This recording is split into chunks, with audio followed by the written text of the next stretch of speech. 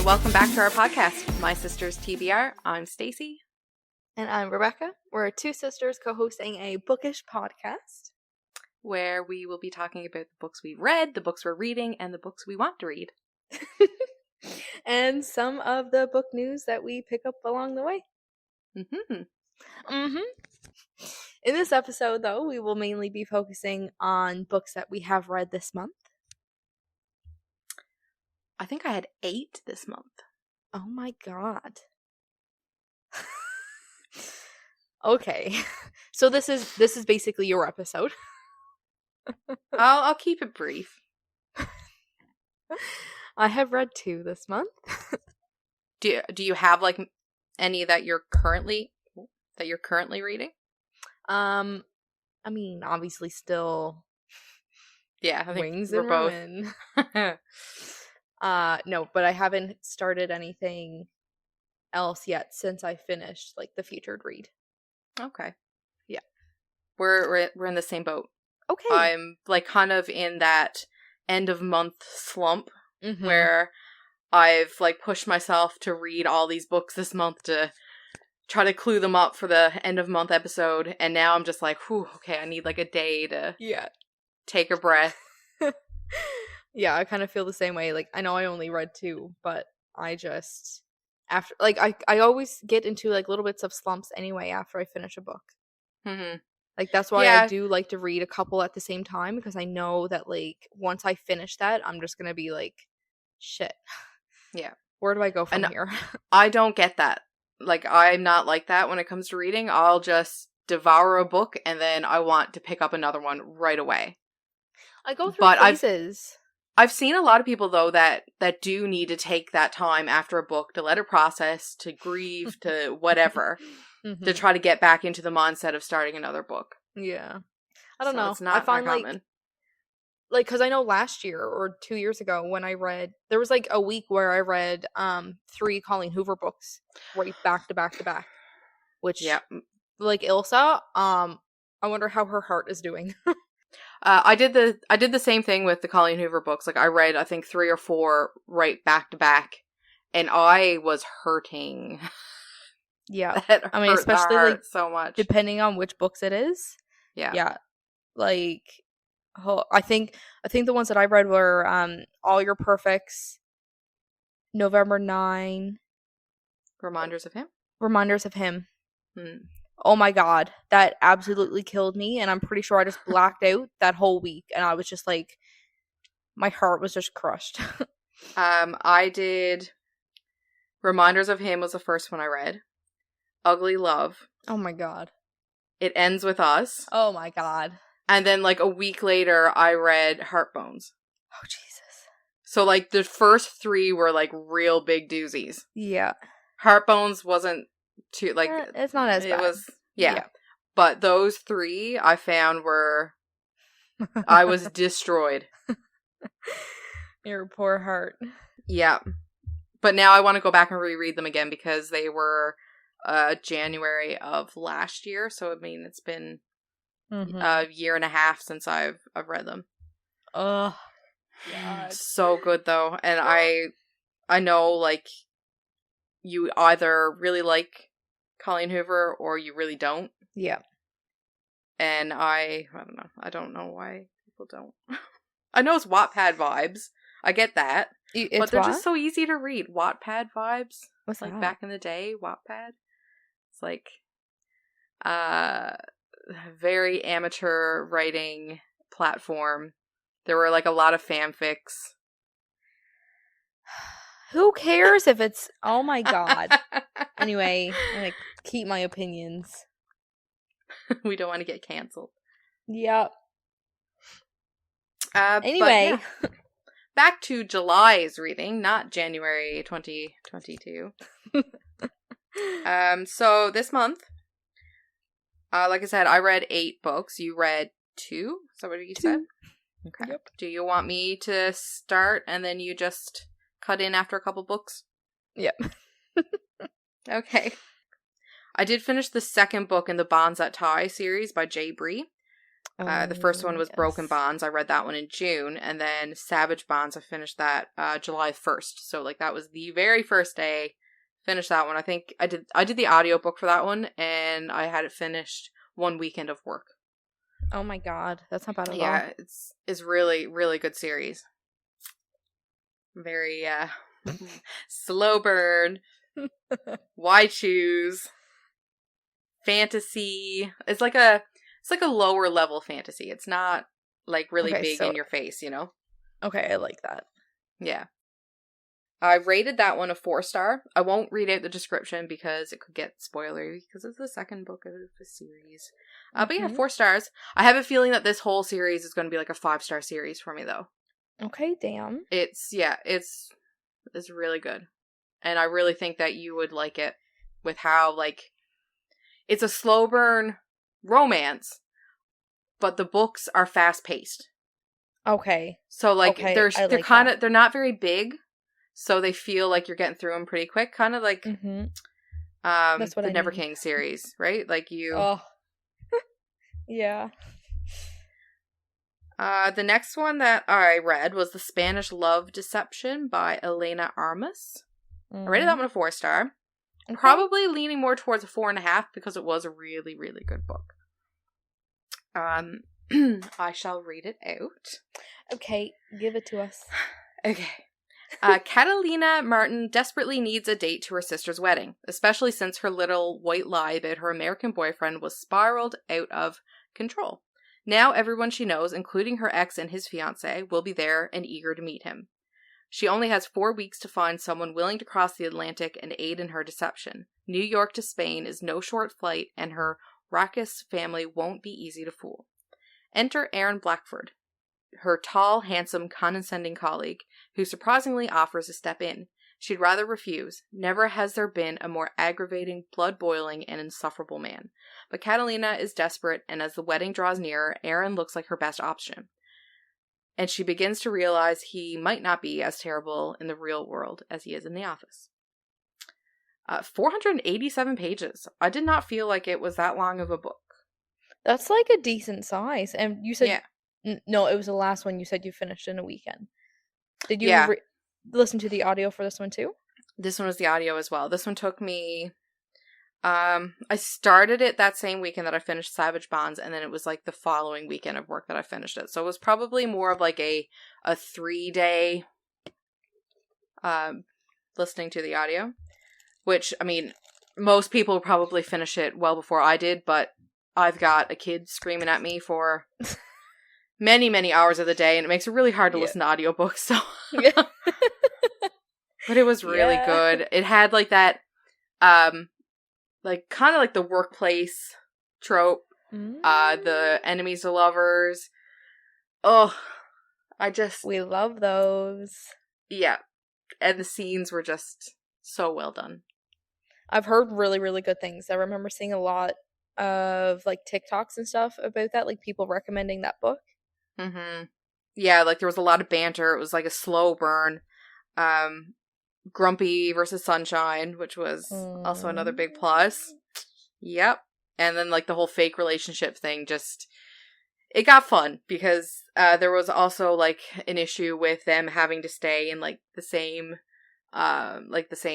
room, bed, whatever, right? Oh dear. Okay. Mm-hmm. So I enjoyed that one. After that, I went on a little bit of a like mystery thriller binge. Not really binge. Switch it up. Say that. Yeah. I ended up reading Never Lie by Frida McFadden, and it was my first time reading anything by her. She also wrote The Housemaid that I am seeing everywhere. Yeah, I'm pretty sure I've seen my friend Allie was reading that. Okay. And I think she went on to like book 2, possibly. The Housemaid's Secret? Yeah, I think so. Yeah. Yeah, like the first one has like the blue background with the keyhole. Then the second one has the red background with the keyhole. But, so I read Never Lie. I rated it a 4-star. Probably more of a 3.5, to be honest. Not quite a 4-star. It was still really good, and it was giving me like the same sort of feeling I had when I was reading Verity. Like that creepy, eerie, where is this going? What's happening? Right? I love that. No spice in it at all. Like, it was very closed door. I think there was only maybe one scene that had, like, leading into a smexy scene. That just totally just, no. Just cut right there. Okay. Which is, as everybody knows, is different for us, because usually the more the merrier. This one was only 286 pages, so it was really short, and it was pretty fast paced, so it went by quick. Okay. So this one is about Trisha and Ethan. They're newlyweds, and they're searching for the house of their dreams. But when they visit the remote manor that once belonged to Dr. Adrian Hale, a renowned psychiatrist who vanished without a trace 4 years earlier, a violent winter storm traps them at the estate, with no chance of escape until the blizzard comes to an end. In search of a book to keep her entertained until the snow abates, Trisha happens upon a secret room, one that contains audio transcripts from every single patient Dr. Hale's ever interviewed. As Trisha listens to the cassette tapes, she learns about the terrifying chain of events leading up to Dr. Hale's mysterious disappearance. Trisha plays the tapes one by one late into the night.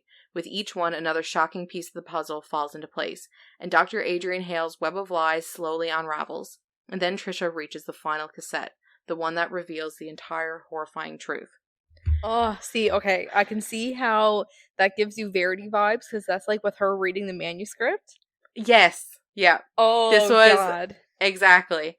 And there are multiple points throughout this novel that there are big twists. So, like, it just feels like your heart just can't handle, like, anything else. Yeah. Oh, I love that. Okay. I do want to read that, actually. I want to get more into thrillers. I think that was a good, like, introductory book to Frida's books, I feel. Okay. I started The Housemaid earlier today. I literally just brought it up, read down through, like, the first page or two, and now I'm just waiting for that feeling to kick back in that, like, okay, I really want to read. Yeah. So we'll see how long it takes me to get back to it. But okay. But yeah, I feel like that was a good start to her books, because it wasn't a long one, and it was fast paced and just had you constantly thinking, like, what the heck happened to Dr. Hale? Oh, dear. What book did you finish this month? Oh, dear. I can't wait until I can have more than, like, 1 or 2 books read in the month. Like, I miss that. I miss having more to talk about. But I'm obsessed with audiobooks now, and I have a feeling that now going forward, I'm going to be listening to a lot more audiobooks. Yeah, because, like, oh my God. Like, so my 2 books that I finished this month, I finished, like, the last half of the book. I switched over to Scribed, like, so I could listen to the audio. And oh my God, like, that was on Scribed. not Happy Place. No, but the Better Than the Movies. Yeah. Oh. Yeah. Maybe I'll listen to that one this weekend. I think you should. Yeah. Yeah. Well, give us your review on it. Okay. So the first book that I finished this month was Better Than the Movies by Lynn Painter. So I was talking about this last episode, like, talking about how this was very much like a rom-com. So it's romance, young adult, and oh God, I just every now and then I just love the young adult books, because they get me right giddy, and they make me laugh, and it's such like a feel good book, you know? Sometimes you just need that, like, innocent love. Exactly. That's why I love Colleen Hoover. Like, yeah. Oh my God. Okay. Sometimes it's just nice to escape into the sweetness. So this it's 356 pages. Look at you. Look at me. That's why it took you a month to read it. Okay. I'm sorry. I just find it funny because anytime that, like, somebody new finds out that, like, that we have a podcast or that I read or anything like that. I'm just like, man, like I don't read anything like like super what's the word I'm looking for? See? I don't even know words half the time. Like sophisticated? Yeah, there we go. God, like I had somebody a couple weeks ago, I can't remember what he said, but basically along the lines of like, oh, like I must be smart. And I was like, I read about foursomes and threesomes. No. No. Good God, no. Listen, your smarts are just concentrated on very different things. Yeah. I don't want to stick with the social norms. It's fine. Okay. Anyway. This is purely just me reading these things, okay? Okay. Perpetual daydreamer Liz gave her heart to Michael a long time ago, but her cool, aloof, forever crush never really saw her before he moved away. Now that he's back in town, Liz will do whatever it takes to get on his radar and maybe snag him as a prom date, even befriend Wes Bennett. The annoyingly attractive next door neighbor might seem like a prime candidate for romantic comedy fantasies, but Wes has only been a pain in Liz's butt since they were kids. Pranks involving frogs and decapitated lawn gnomes do not a potential boyfriend make. Yet, somehow, Wes and Michael are hitting it off, which means Wes is Liz's in. But as Liz and Wes scheme to get Liz noticed by Michael, she can have her magical prom moment. Oh my God. Sometimes I'm like illiterate. Like this is why it takes me so long sometimes to read. It's harder when you've got the pressure of recording. But like honestly, I think it's just me reading it loud is when I become like dyslexic or something. I don't know. Okay. You've got a tongue tie too, don't you? Yes, I do actually. Yeah, so that's this is what I'm blaming it on. Actually, the dentist told me that one time. Yeah. When I was getting my teeth checked, he was looking at my tongue and my web that's like connecting like the bottom to like my tongue. He said that I literally am tongue tied. Mhm. That's why so like that's why sometimes like I'll stutter or like okay, trip over your words. Anyway, back on track. Sorry. But as Liz and Wes scheme to get Liz noticed by Michael so she can have her magical prom moment, she's shocked to discover that she likes being around Wes. And as they continue to grow closer, she must re-examine everything she thought she knew about love and rethink her own ideas of what happily ever after should look like. I loved this book. That was so freaking cute. And it sounds so cute. This is the one that I was telling you about too, that had the at the beginning of each chapter, it had a quote from a rom-com movie. And that quote would kind of explain or imply what was going to happen in that chapter. Mm-hmm. So like a little bit of like foreshadowing. Yeah. Cute. Yeah. Oh, I love that. It was so cute. Oh my God. It was so perfectly done. Like, there were multiple quotes from Bridget Jones' Diary, 10 Things I Hate About You, When Harry Met Sally. Like, there were so many cute movies. Oh my God. And like, she's really big on like music and like the soundtracks from these rom-coms that she would be like watching and stuff, right? So like, she would always have a playlist for certain moments or certain people, right? So like it was so cute. Yeah. Okay. I will definitely read it. I think you said should. That last episode, but yeah, for sure I will. For sure. Okay. I will give you a heads up. There was lack of communication, which was a little bit frustrating. Yeah. Yeah, because like obviously I know like everybody knows how romance novels are going to end up. Like they're going to end up together at the end of the book. Mm-hmm. That's just how it happens.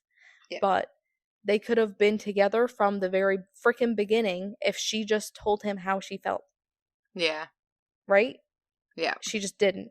And she would just it was just it was just frustrating. I don't know. It was just kind of yeah, like they were both just ended up with like anyway, I can't talk about it too much because I will give spoilers, but Oh. other than that, it was really really good. Like I still completely recommend it. I rated it a 4.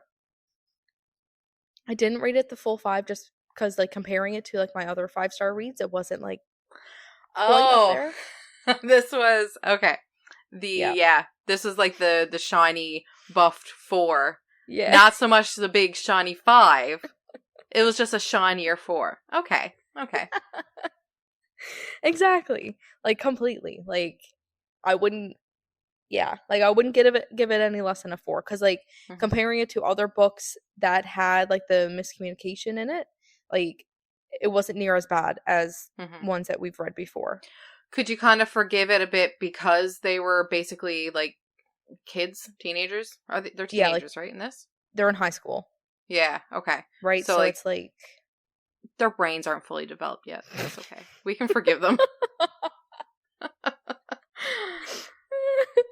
Yeah, basically. So it was fine, but everything else made up for that. It was like the cute appeal and it just made me feel so good. So it was, and all the references must have been fun to yes. find, and yeah, it's like little Easter eggs. Yes. Oh. But yeah, so that was my first read of the month. That was 10 out of 10 recommend. That's awesome. My next book, I'm pretty sure you've seen it or seen most of it on Netflix. I'm thinking of Ending Things. Oh, yes, you were talking about this last episode, right? I think so. I think it was your current read. It was my current read. Yeah. It's by Ian Reid, and this was actually my first 5-star of this month. I think maybe my only 5-star. No. But it was a easily 5-star read for me. It had me completely captivated from the very first page. That's impressive because it's a different, very different. Like, I know I've never read it, but like I know I've seen at least half of the movie, and I know it was different.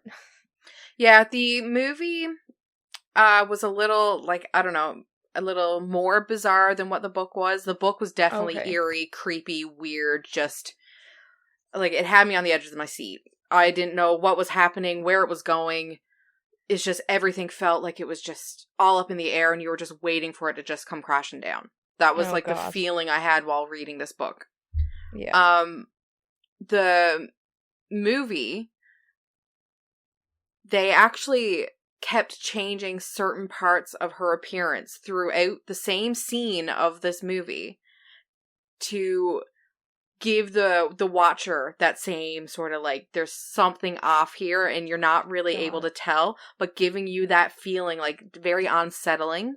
So they were changing purposely like screwing they with were you. Yeah. So like at some points in the same scene, like in the house, her haircut will change just slightly, enough that your brain will say, now there's definitely something different here from like 2 seconds ago.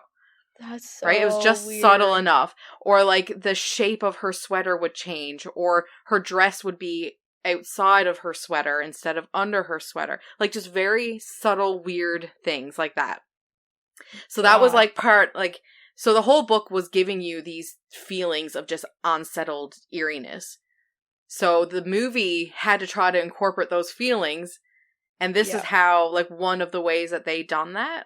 And I thought that was so just genius. That was mind-blowing how they... Anyways.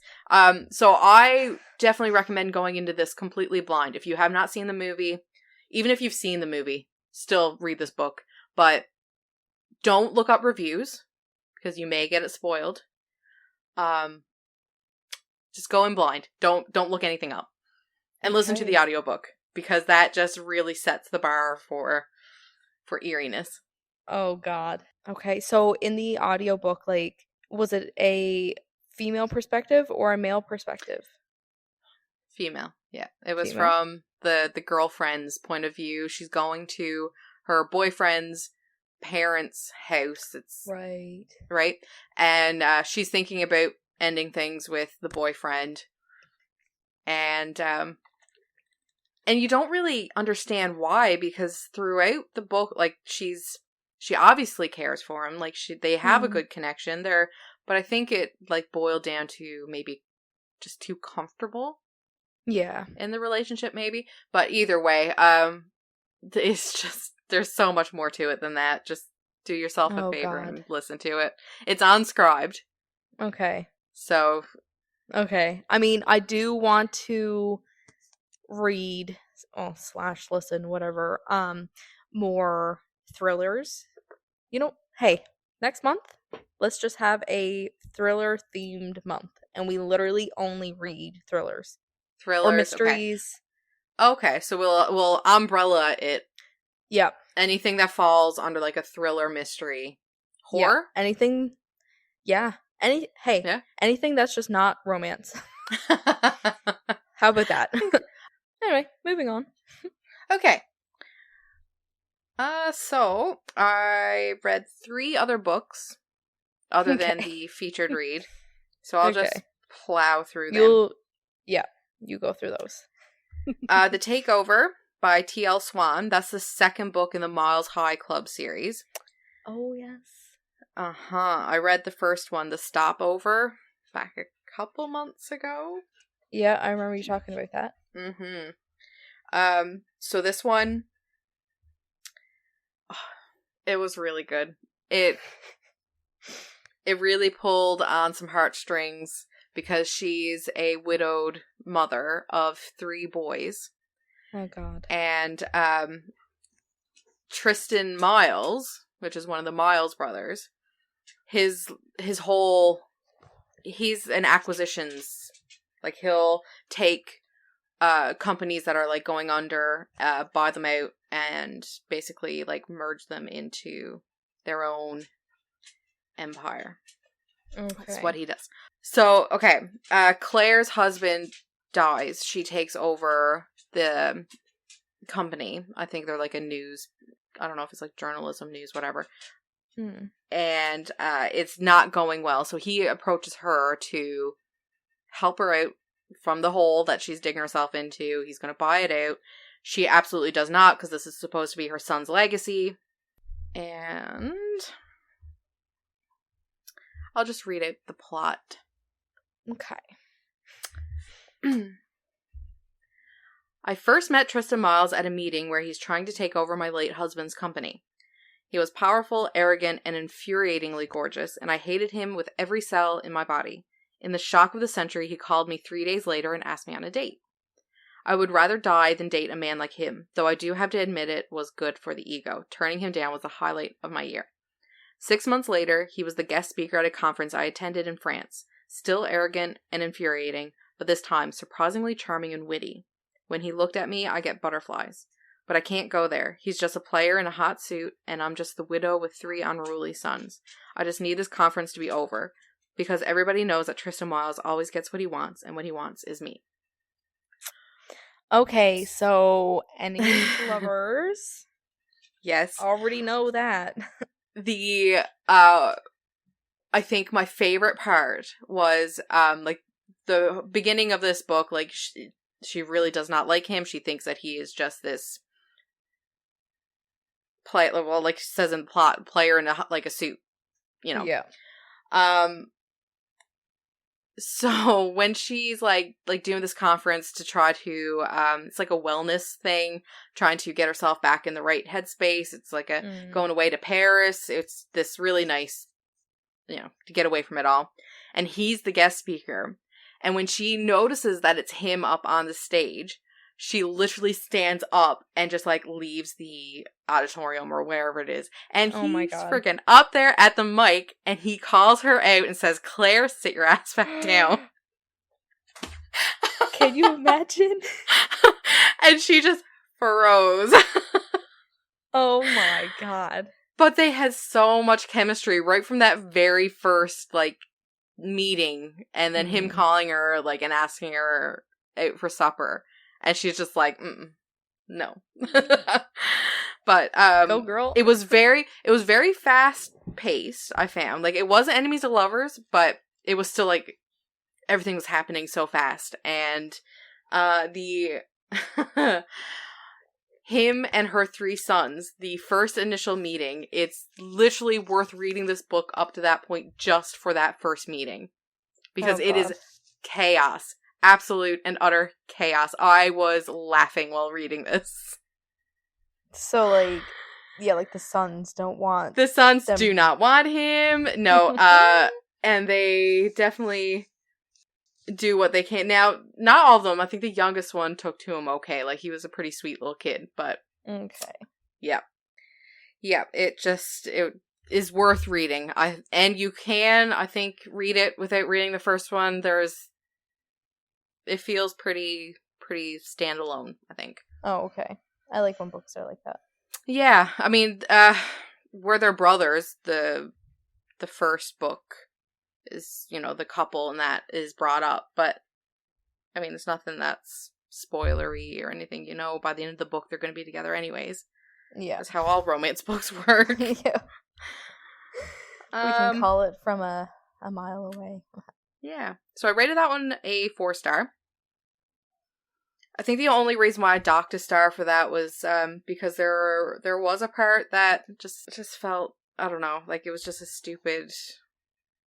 If there was more communication. Oh my god. It would have been fine. Again. Yeah, but still good. Of course. My next one was Darling Venom by Parker S. Huntington. That one I've been seeing everywhere. I haven't seen that anywhere. I haven't even heard about that. Apparently 712 pages. Holy I did not crap. know that. Yeah. Did you read that on the Kindle? Yeah. You really don't realize the size of these books. Because if that was like a 700-page book versus like on my Kindle, which is this.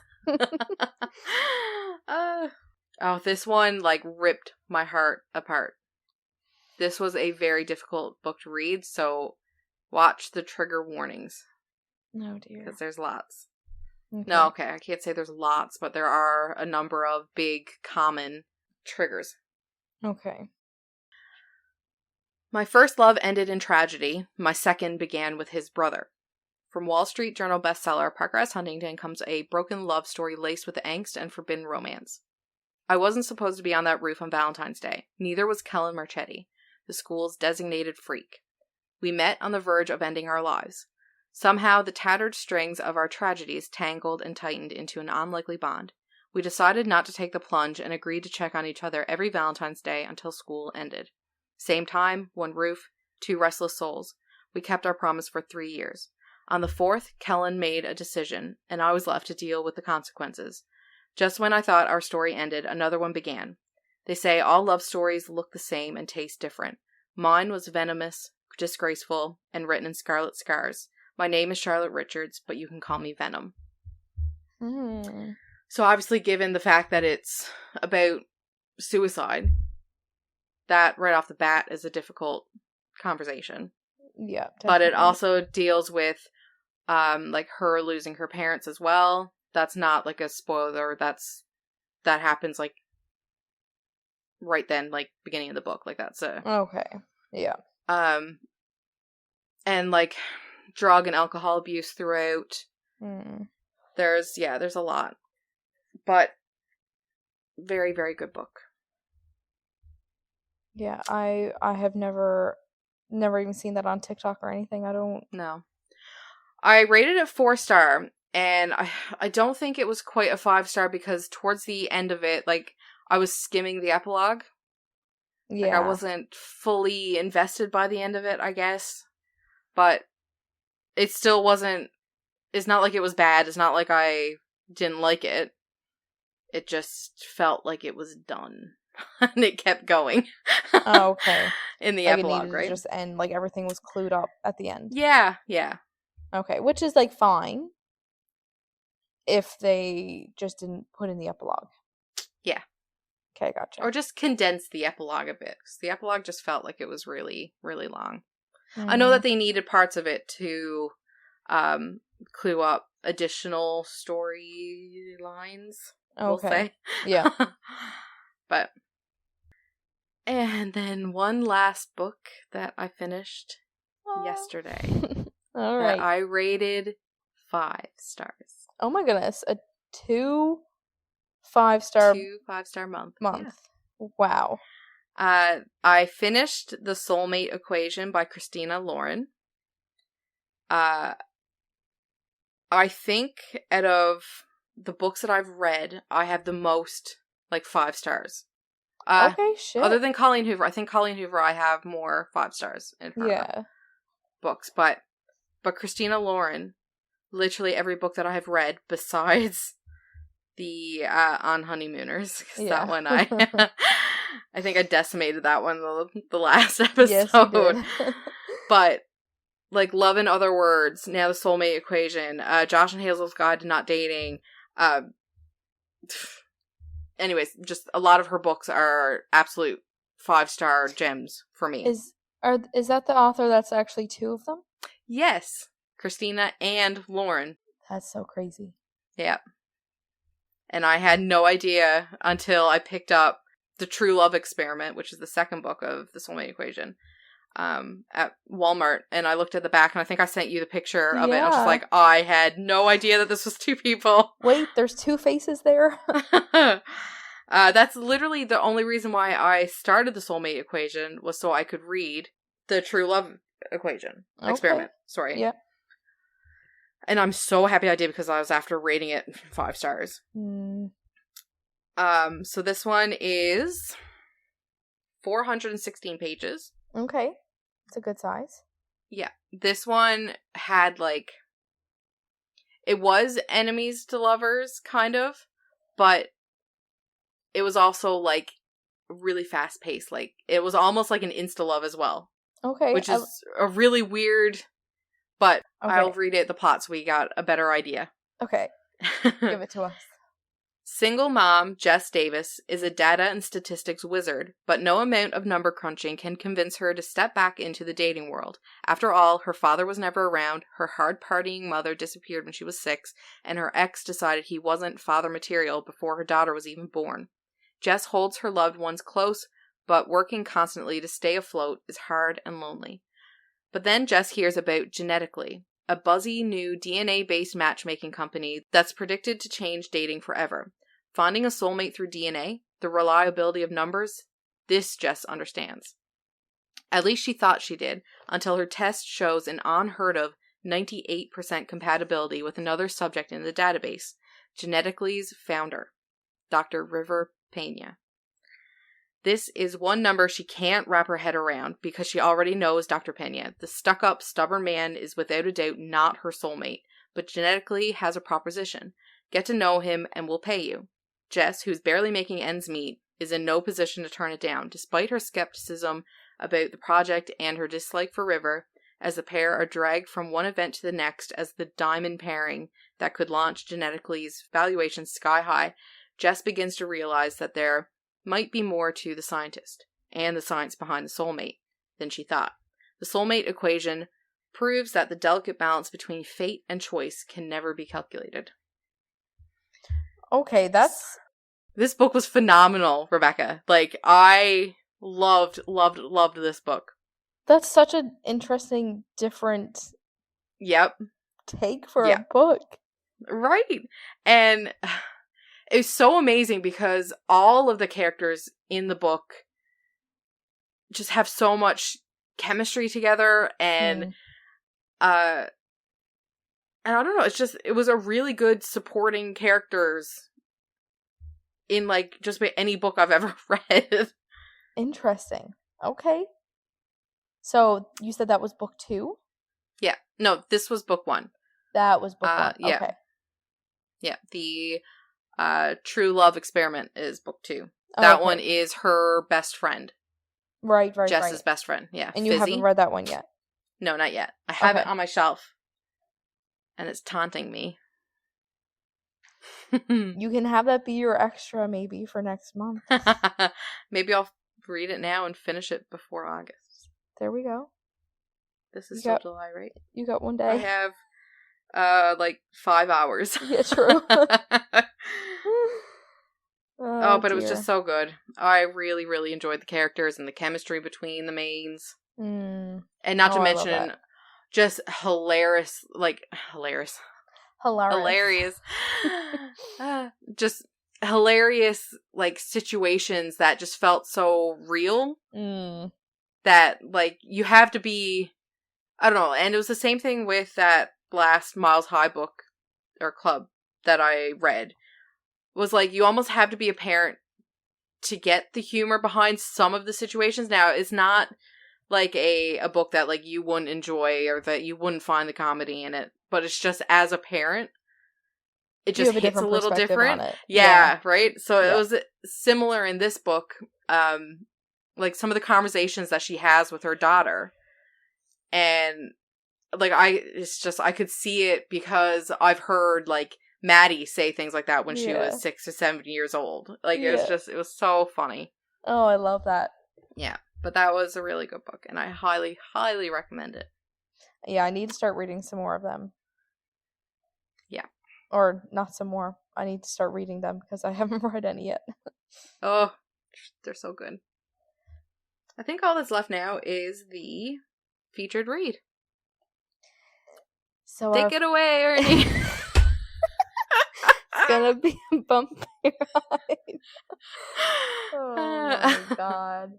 But anyway, so our featured read, if anybody's new here, we choose a book each month that we will both read, and we'll post it on our Instagram at the beginning of the month. So if anybody wants to read it and read along with us and join in at the end of the month when we discuss the featured read, they can. First, we will discuss the featured read without spoilers, but then at the end of our episode, we'll make sure to let you guys know when to get out, and then we will discuss spoilers. Mm-hmm. So, airing it all out. Yeah. Oh, yes. Like, yeah, you would have a book ruined for you if you stuck around. Yeah. So this month, for July, we chose Happy Place by Emily Henry. And that actually just released back in April. So she's new. This was a big book too, 400 pages. And you've got the hardcover too, right? Yep. 388 in the hardcover. Harriet and Wynne have been the perfect couple since they met in college. They go together like salt and pepper, honey and tea, lobster and rolls. Except now, for reasons they are still not discussing, they don't. They broke up 6 months ago and still haven't told their best friends, which is how they find themselves sharing the largest bedroom at the main cottage that has been their friend group's yearly getaway for the last decade. Their annual respite, right? Respite. Why is there an E at the end of that then? Okay, their annual respite from the world, where for one vibrant blue week they leave behind their daily lives, have copious amounts of cheese, wine, and seafood, and soak up the salty coastal air with the people who understand them most. Only this year, Harriet and Wynne are lying through their teeth while trying not to notice how desperately they still want each other. Because the cottage is for sale, and this is the last week they'll all have together in this place. They can't stand to break their friends' hearts, and so they'll play their parts. Harriet will be the driven, surgical resident who never starts a fight, and Wynne will be the laid-back charmer who never lets the cracks show. It's a flawless plan if you look at it from a great distance through a pair of sun-smeared sunglasses. After years of being in love, how hard can it be to fake it for 1 week in front of those who know you best? I thought this book was so cute. Yeah. Like, so wholesome, and like it made me feel so good. But it did a good job at like destroying your heart too. Yes. Throughout. Yes. Because, man, it was hard. But like you said, stomps on you. Yeah. But like you said in the last episode, like how you were hoping that she would focus on her friendship relationships too, and not just like romantic relationship with Wynne. Yeah, like she did a phenomenal job at that. Yeah, I think so too. Yeah, because it really explored their friendships as well as the 3 of them. And then as the, 5 of them, and then as the 6 of them? Mm-hmm. Is that how it worked out? Yep. Either way. Like, at the start, between her, Cleo, and Sabrina, like, they just all had such a good, happy, fun friendship. And then the way that they brought in all of their significant others or just other friends, roommates at the time that developed into, it was just, I think it was done so well. And it just, it made me want friends. But I thought it was really interesting the way that she done all of the chapters. Like, it wasn't her perspective and then his perspective. It was past and present. Yeah. The way that she had done that was really neat. And, like, the titles of the chapters, like, Happy Place, like, it was always Happy Place and, like, wherever the location was at the time when they were going to the past. The present, I think she had named Real Life. I think that's what she had the chapters called, Real Life. Yeah. But then sometimes it was, like, the Dark Place when it was going through issues from... The dark, yeah. Yeah. Yeah, it was very nicely done. What did you rate it? I rated it a 4, but I think it's probably more of a 4.5. I really enjoyed it. Let's say, because same, I feel the same way. Let's say a shiny 4. Oh, okay, a shiny buffed 4. Yeah, a nice shiny 4. Yeah. Yeah, I agree, because it's like, I don't know why I even docked the 1 star, honestly. I did because pretty well the whole thing revolves around miscommunication. The way that... Touché. Yeah, the way that things ended with her and Wynn were, like, not to give any spoilers or anything, but it was largely to do with miscommunication. Yeah, and which is so frustrating because of how long they were together. The way that she wrote the friendships in this book was kind of like the whole, like, platonic love. Like, they were still love stories. Yeah. That she really, like, delved into, and I thought that was really nice. Yeah, it was refreshing, honestly, to, like, read a romance novel that wasn't solely based on a romantic romance. Yeah. Yeah. It was really nice. The whole time, though, like, the chemistry between her and Wynn in, like, the real life parts, like, where they were faking to be together, I just thought, like, what happened? Like, what happened? Yeah. Like, they obviously have this chemistry, and they obviously love each other. Yeah. What could have possibly happened?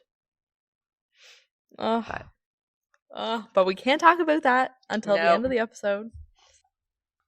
In regards to the way that they still had so much chemistry in real life, there's a part, it's only on page 62, so it's, like, super early in the book. It says, I hate how entangled we still feel on a quantum level. Like, my body will never stop trying to find its way back to his. Oh, see, like...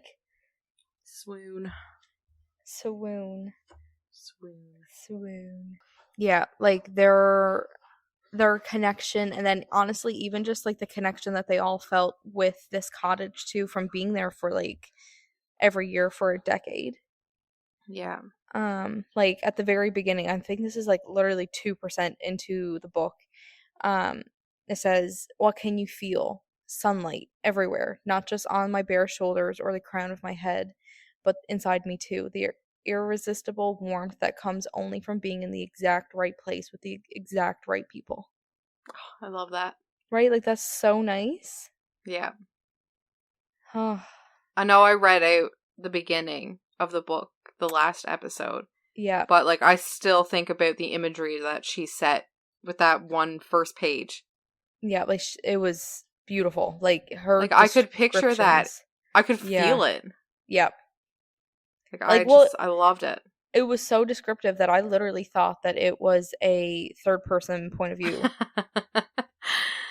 Yeah. Surprise. Yeah. It wasn't. She's just so freaking good at describing. Another thing that she kept going back to throughout the whole novel was her saying you. Like, every time that came up in the book, like, I got, like, cold shivers going down my spine. And then, no, I'm not going to say that because that's a spoiler. Spoilery. But yes. Yeah, definitely a shiny 4. Definitely. Yeah. Like, it was such a feel good. Like, I felt so whole after finishing that last page. Emily Henry she is a phenomenal writer. I find all of her books that I've read so far have had incredible relationships with, like, the characters, even the characters that never showed up again after, like, anyways. This was actually my first Emily Henry book because I haven't finished, or I haven't even started Book Lovers yet. And I need to. You do. God, I wish I took that up with me. It is so good. We'll have to see if we can, if it's on Scribd. Scribbled. Oh. Just a little taste of the humor in the book, because I think, again, she's a great writer and she writes really good comedic relief. When they're on is it the Ferris wheel? Are they on, like, a... Yes. Yeah, the Ferris wheel.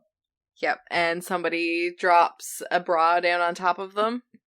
Wynn takes hold of the pink thing and lifts it, spreading it out so the hot pink bra cups jut from his chest. This, Wynn says, is exactly why I hate getting clothes as presents. Nothing ever fits. At least it's your color, I say. Oh, that was so cute. God. Yeah, he seemed like he was, like, a really great guy. But we will further discuss at the end of the episode because we can't say any spoilers. No, all that we can say is that it's just so good and highly recommend to anyone who hasn't read it yet. It was, to me, it just felt like a really good summer read. Yeah. Yeah, I agree. I mean, especially, like, it was summer, like, when they're at the cottage, and, like, that just made me want to be there. Yeah. Me too. We need to find somebody with a fancy, rich cottage. And a wine cellar. Oh, the wine cellar. The wine cellar. Anyway. Yeah, I think that might actually clue up I think this month's of reads. Yeah. Okay, but yeah. If anybody who has read this book, happy place. You want to stick around, hear us fangirl a little bit over Wynn. By all means, join us. Oh, yeah.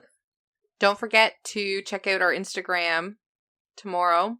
We'll post about what our featured read will be, and maybe a little more information on what we're going to be doing throughout the month. Yeah, but definitely thriller themed month. Yeah. Yep. Yeah. Okay. All right. Bye-bye. Toodles.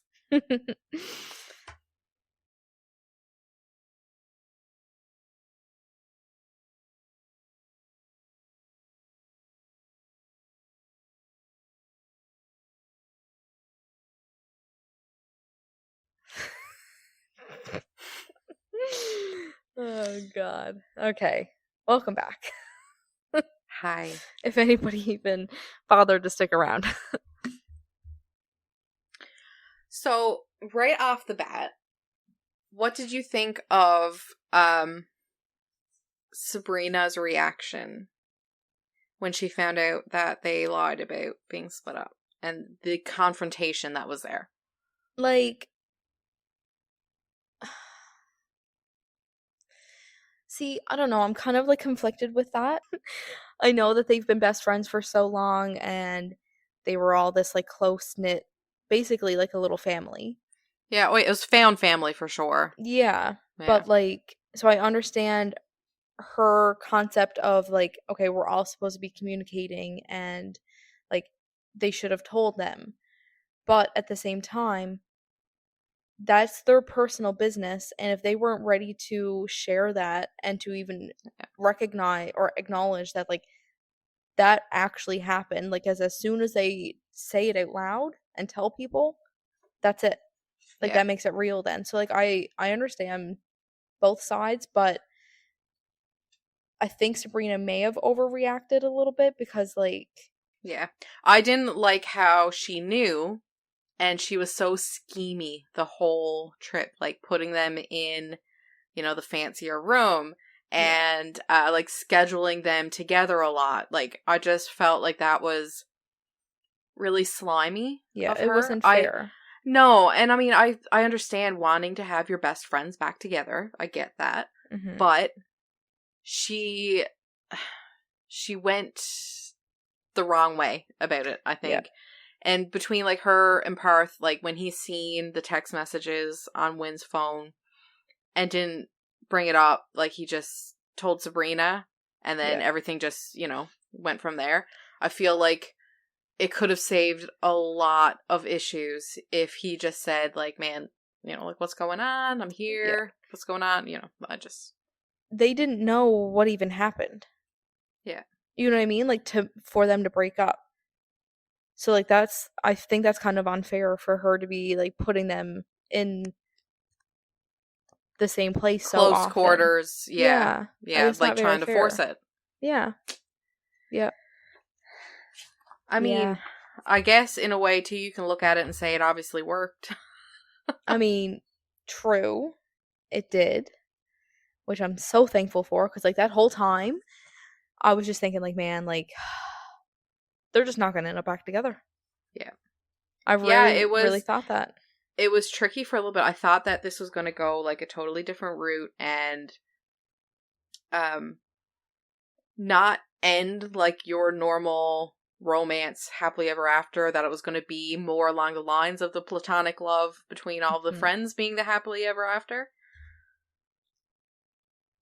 Which, I mean, still kind of gave that vibe anyways with how but I love how like they were all changing so much but still trying to keep that friendship, like that one annual trip every year, like yeah, they were still trying so hard to keep that group together even though all of these changes were happening. Yep. But then on the other hand too, trying to force it and not coming to terms with how much is changing, not giving the relationships that chance to evolve with the changes.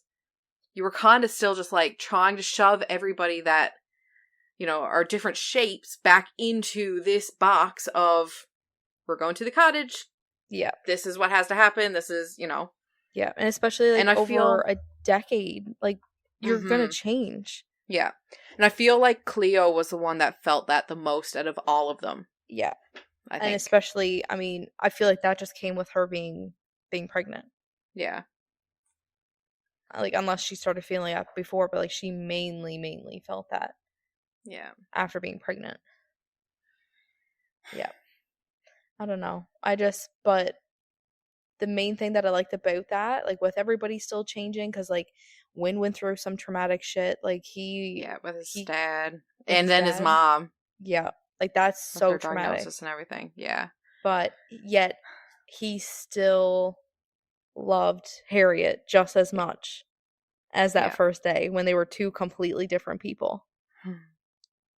Like that's fate there. Yeah, I agree. That's like what he said, like while they're talking about it, and when he's talking about, I would have married Harriet at a drive-through chapel in Vegas the day after I proposed if she wanted. His eyes look dark in the dying daylight, the kind of gaze that falls like a heavy curtain shutting out everything else. Would have.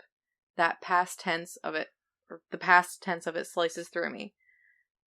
Wing casts his eyes back to the dock because that's not what she wants. You, my heart cries. I love how she kept going back to that you. And then the very last sentence of the book. You. Yeah. Oh my god. Like, beautiful. Like, that just tugs on the heart. Yeah. But, like, I feel like they needed that breakup for them both, because I mean, like, they were two completely different people. Like, she needed that break to realize that, like, she wasn't happy with what she was doing. That wasn't where she was meant to be. Yeah. Yeah.